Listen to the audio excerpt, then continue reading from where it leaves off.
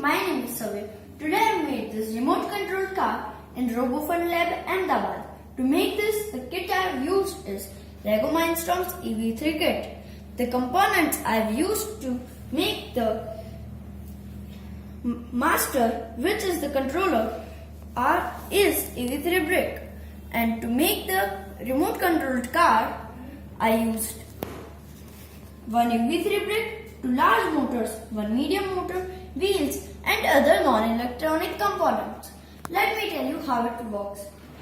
The master is the controller and the slave is the remote controlled car.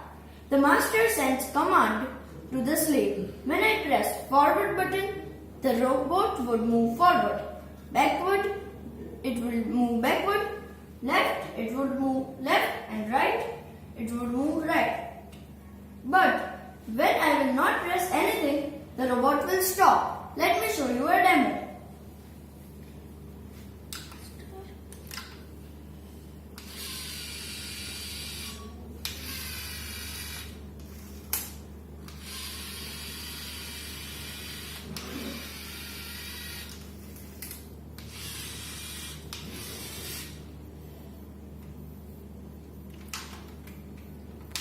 This is how it works. Thank you.